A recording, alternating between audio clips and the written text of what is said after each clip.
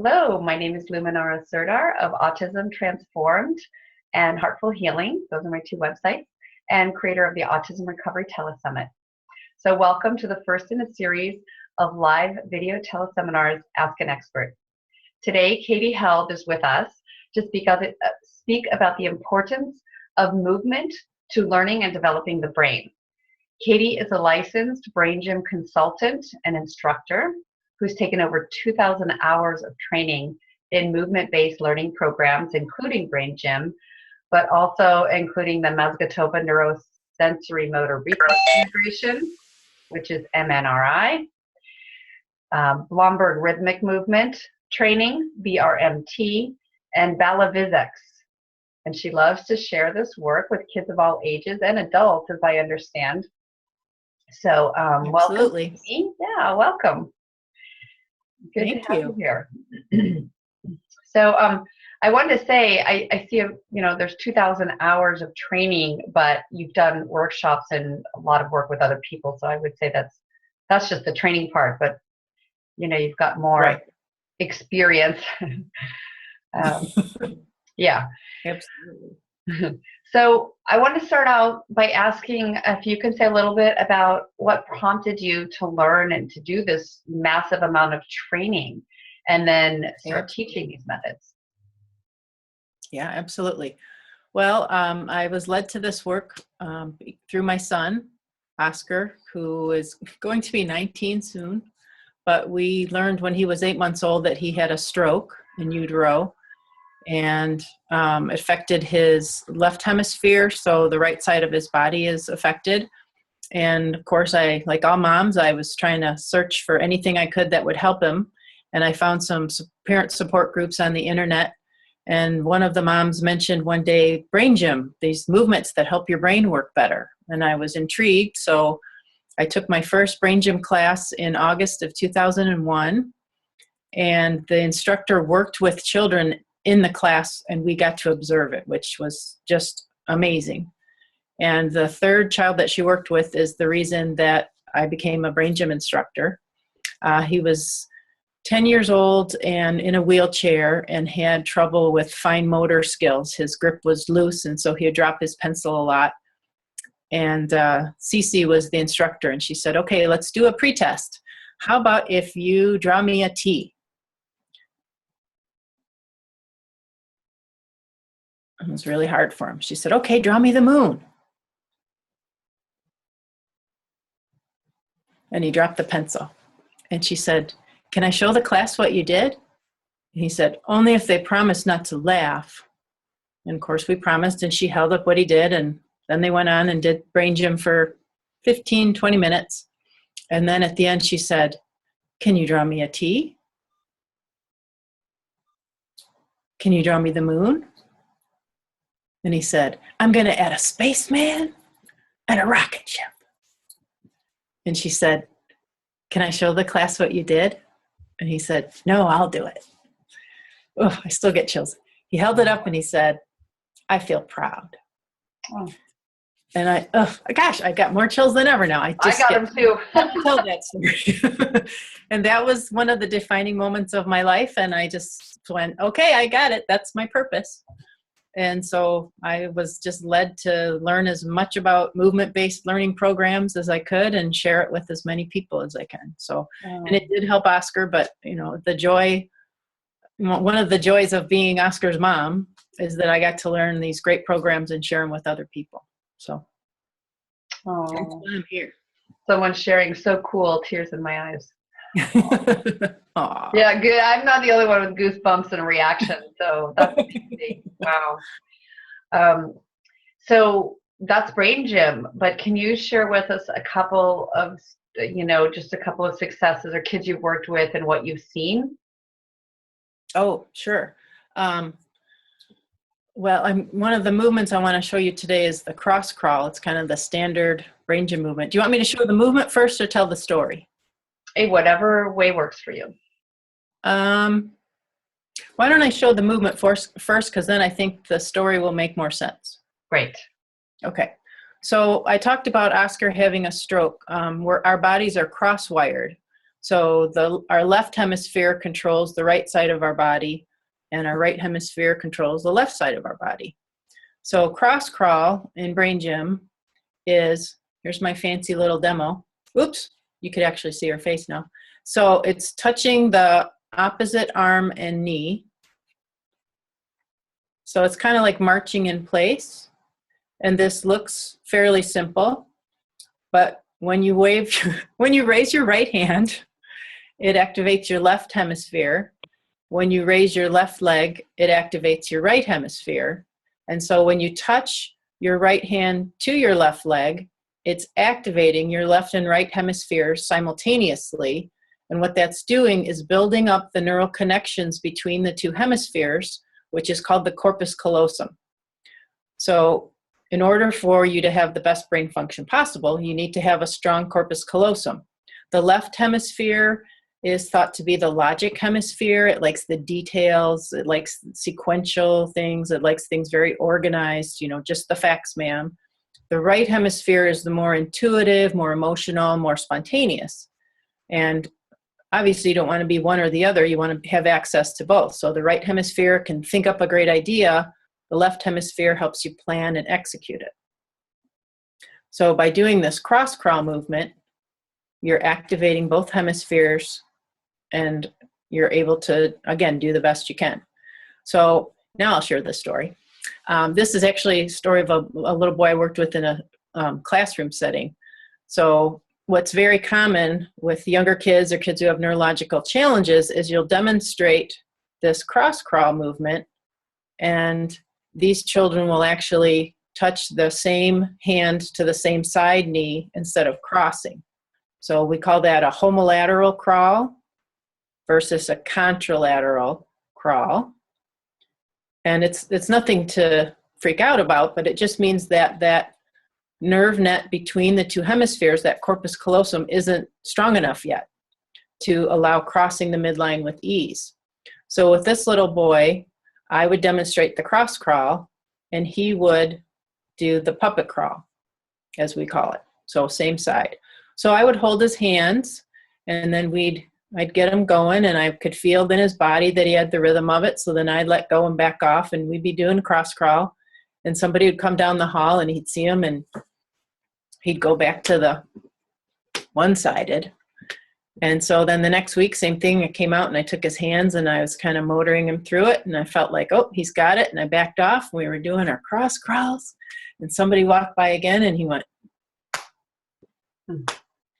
The third week, though, he came out and he looked at me and he went. I wish I had a camera. His face was just priceless. So what we had done was laid the foundation for that corpus callosum to get strong enough so that he was able to cross the midline on his own.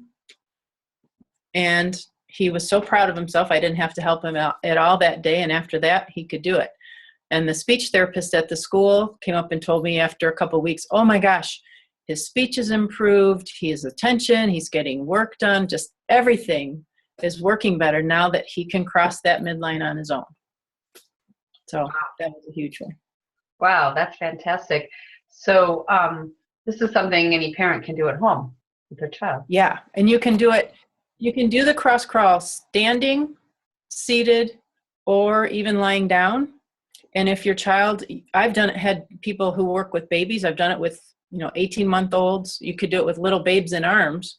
Just cross their little hands and legs. And I've had people who work with infants say, oh, my child, these children had, very low affect in their face, and we'd motor them through cross crawl and they'd start smiling. Wow. So it just really kind of wakes up the brain. So it sounds like by doing the crossing the midline and developing that corpus callosum, that it does more than, it lights up a lot of different things. Yeah. Definitely. Yeah, because you're activating the left and right hemispheres at the same time, too. It's not just the corpus callosum. You have access to all that great complex brain processing. And if your child can't motor themselves through it, you can sit them in your lap and, work them like a little puppet. So you lift your leg and reach their arm over. So they get the input from you lifting your legs and moving their arms. and they're still getting neurological input into their brain, even if they can't do it themselves yet. So. Wow, that's incredible. And I remember as you're saying that, doing it with infants, I used to have my son who's 17 now.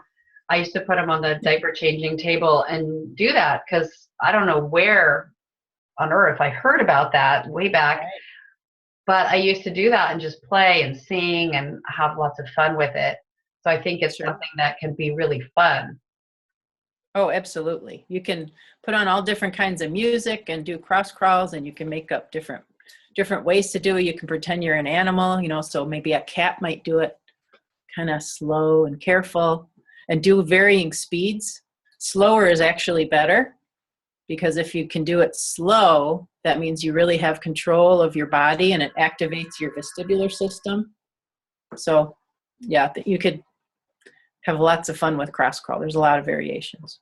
So would that help with, like you said, it helps the vestibular system. Would that help with then integrating sounds and balance and those types of things? Yep. Yeah, absolutely. Cool. Absolutely. All right. Yeah. You want to tell us about another one? Maybe another movement and then a story with that? Yeah, it's hard to pick one, but the one I thought I'd share with you guys is, I don't know, do your kids ever get emotional and kind of get wound up and it's hard to get them back to calm? Wait, let me unmute to ask. Let me unmute and here, unmute everyone. And your question is, do kids ever get emotional? Okay, everyone's unmuted. Okay, everyone. Yes. I'm getting yes all the time. Is Ryan only once a month? Okay, good. I didn't clarify that with Saturday night, which is perfect because then we have Guy. Okay, so I'm going to mute everyone again because it sounds like the answers are there. Sounds like we have mostly yeses. Yeah. And I am sorry. Okay. Oops. Let me unmute you, Katie. There we go. Okay. So this is a movement from Brain Gym. We call it positive points. And it's so simple. It's just actually putting your fingertips on your forehead.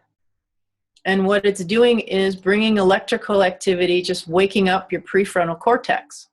So just real briefly, the back of your brainstem is all about survival. The middle part of your brain is your emotional center. Then we have the left and right hemispheres, which are your complex thought processing.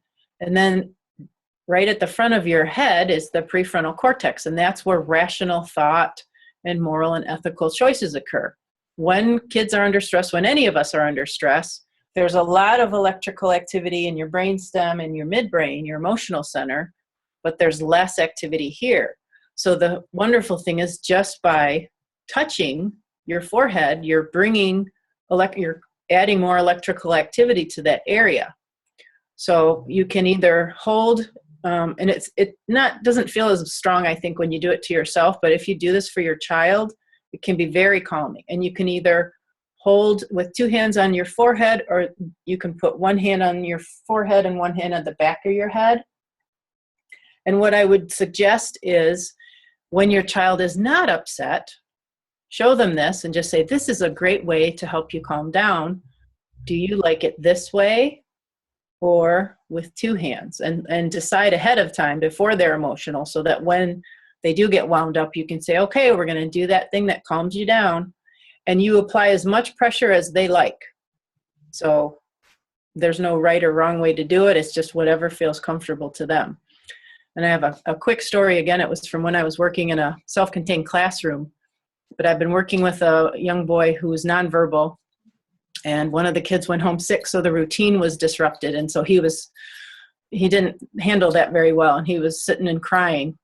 And the team had given him a puzzle to do, but he just sat there and cried and wasn't paying any attention to it. And I had already worked with him that morning, so I went up to him and I said, you know what, I'm just going to hold your forehead. And again, I wish I'd had a camera. It was like a light switch. He just instantly stopped crying. And then he looked around and he says, well, that's not how I normally do this. And so he started crying again. So this time I said, okay, I'm going to hold it again. And this time I stayed there until he stopped crying, and I held it for a few more seconds. And then I let go, and he stopped and looked around. And we had moved the electrical activity from survival back up here. And then he just looked down and started doing his puzzle. And the teacher ran over and said, what did you just do? I said, I just held his forehead.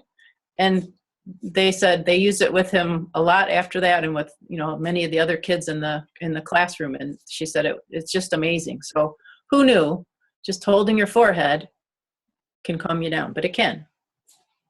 So. Wow, that's really exciting for a lot of parents who I know. What about if someone's kind of hyper and moving around a lot, and yeah. If you can get them to kind of sit and cross their arms and kind of give themselves a hug and cross their legs, and then you come behind them, so you're kind of giving them a hug from behind and hold their positive points, that can really calm them down. So they're crossing their arms and they're crossing their legs. Yep, they're like their ankles. Their ankles. And Yep. then you're going to give them a hug with your arms, or you're going to hold their positive points. But if you're behind them, then that's also giving them, the feeling of safety, that you're kind of giving them a hug from behind. But instead of hugging them this way, you're hugging their head. Wow. So let's see if I can demonstrate on this adorable little elephant. So I'd be behind her holding. Mm-hmm. And is this, when you say they hug themselves and cross their ankles, is that another midline thing? That's actually a position we call hookups in brain gym. So that's a third brain gym movement. And it's to kind of calm all the electrical energy in our body when it's out of whack, when we're stressed out. So it's a way to recenter, recalibrate your nervous system. And adding the positive points to it just makes it that much stronger. Wow, that's really cool. I've heard of like transcranial ultrasound, where they put an ultrasound thing on the brain and they try and do all this stuff, but it sounds like you can really just do some of this stuff with your hands. Yeah. Because we're all electrical beings, so you get another electrical being. Yeah. Do we have time for me to share one more quick story? Yes. And then I want to open up for people to ask questions. All right. So this is a story about my own son. When he was in 5th grade, he switched schools, and I, of course, always volunteered to go share brain gym in his classroom. And so the teacher had invited me in, and Oscar and this other boy kind of had this competition going. They were friends, but they were also in competition a lot. And I think he was nervous because his mom was in the classroom, and I heard this kind of commotion behind me. And I had seen him running after this boy, and I had just turned my back for a quick second. So I heard this commotion. I looked back, and Oscar has his head down on the desk. And I went over and looked at him, and he lifted his head, and tears were streaming down his face. And he is not a crier, so I knew he was really embarrassed. And here's a very important point. When your kids are under stress, if you can remember this, they're in survival. They're in their back brain. There's no logic back there. That's all reactive. So that's like the reptilian brain. You can't really reason with a reptile. So luckily, I remembered that at that point, gave myself credit, and I knew there was an empty room next door. So I said, Oscar, let's go next door. So I had him, I didn't say a word because I knew there was no point. He was just in emotion. There was no reasoning with him. So I had him sit in a chair, and I had him sit in hookups, gave himself a hug, and I held his positive points. And I held it probably for 15, 20 seconds. And then I could just feel a shift in his energy. And I just kind of let go. And he stood up and he looked at me. And I knew that we had reactivated this part of his brain because he looked at me and he could make eye contact. And we had a conversation about it. If I'd said anything before I'd held his positive points, it would have been like Charlie Brown's teacher, wah, wah, wah, wah, wah, wah, wah. It wouldn't have meant anything. So when your kids are stressed out, make sure you get them out of the survival brain and back here, and then talk to them. Otherwise, just hug them and make them feel safe. That's really the best you can do. Those are sweet stories. Thank you. You're welcome. We have 10 more minutes, and the thing is going to automatically shut off in 10 minutes. And so I wanted to open up to anyone who has a question for Katy. And if you could just unmute yourself. I know some people have called in by phone, so I'm not sure if you know how to unmute or raise a hand, actually. So actually, let me unmute and just say your name if you have I a see a question. hand. Jennifer. Okay. Okay, one sec. I'm going to unmute everyone, and I'm going to see how many people have a question. So even the phone people. Okay, everyone's unmuted. So say your name if you have a question. Jennifer. Okay, Jennifer. No one else.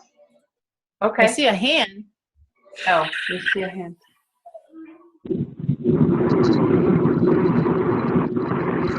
I hear no one. Okay. I don't see the hand. Where do you see that, Katie? There she is. 0115780.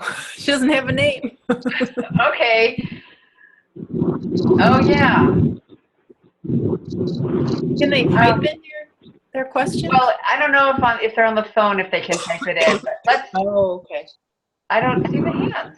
That's crazy. Well, she put it down now. Okay. Well, let's start with. I'm going to mute everyone, and so you'll have to unmute yourself again. Let's start with Jennifer. I heard your name.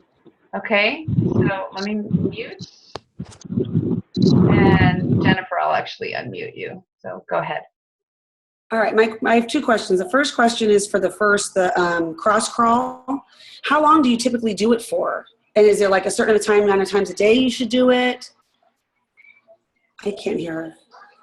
Oh, wait, Katie. I need to unmute you too. Sorry. Where are you?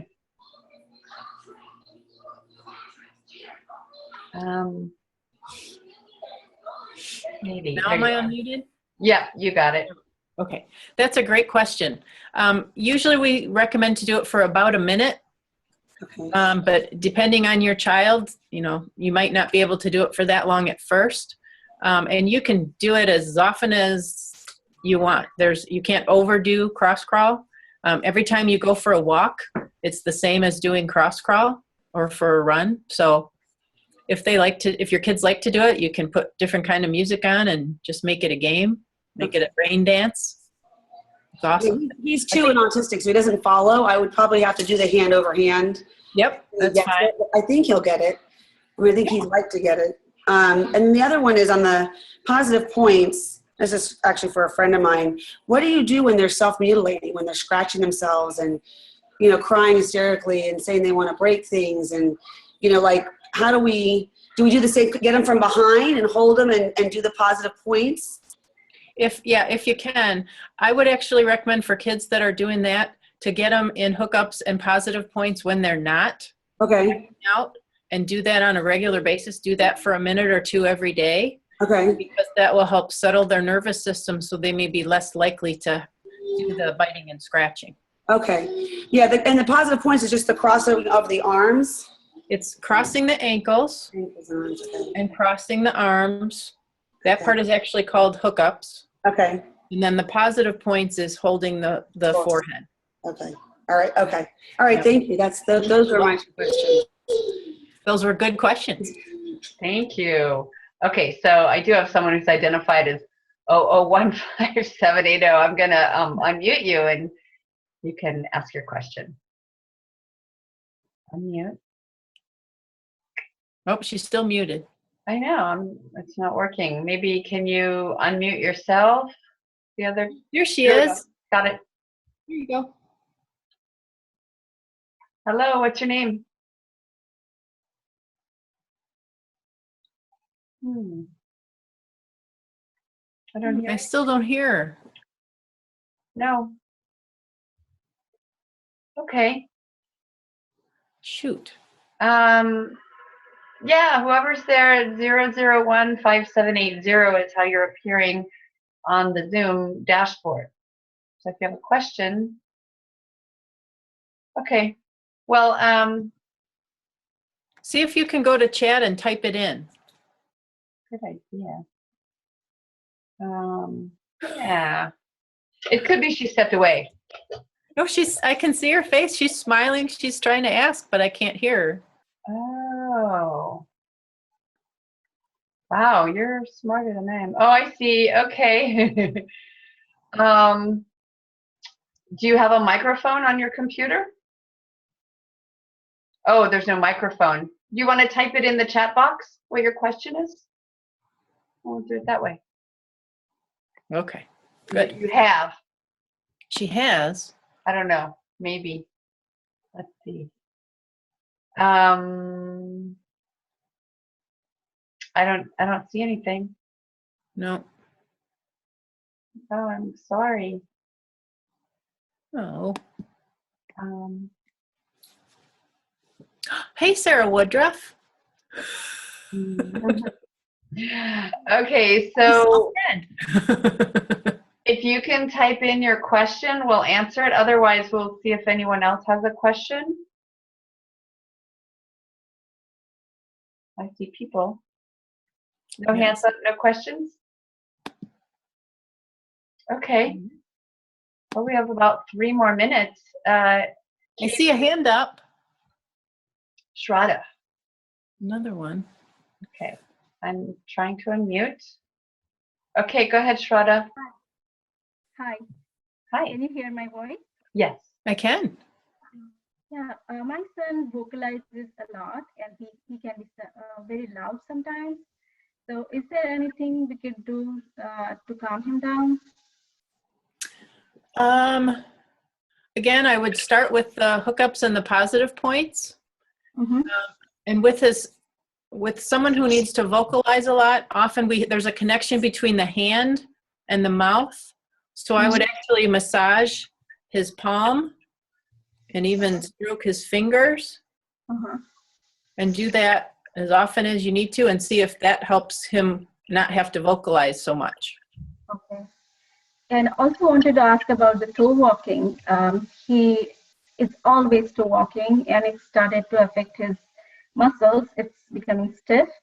So are there any exercises to reduce that?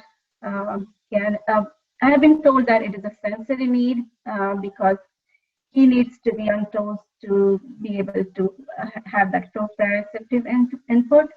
So is there anything we can do for that?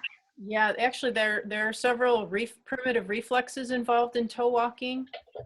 And kids who walk on their toes tend to have really tight calf muscles.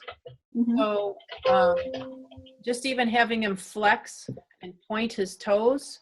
And see if I can demonstrate this with the elephant. You can even have him lying on his back and you can bend his knee and let's see if I can do this so you can see it in the monitor. I actually will put their foot on my shoulder and press it back, like flex it back. So I'm stretching the calf muscle and then let it go. So I hold the stretch for about 7 seconds and then let it go. And I would do at least 3 sets of that. If he's toe walking a lot, you could, probably do 5 to 10 sets of it. So as much tension as you can release in his calf muscles will benefit him for sure. Thank you. You're welcome. Thank you, I see Katie. Jennifer again.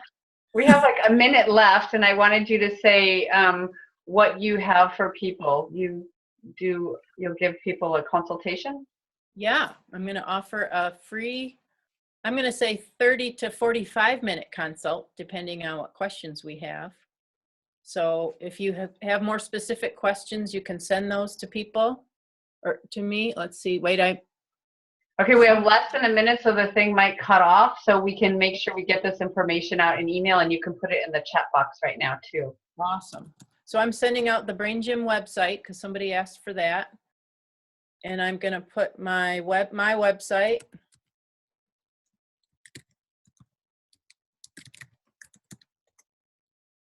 So you can link on that. I will tell you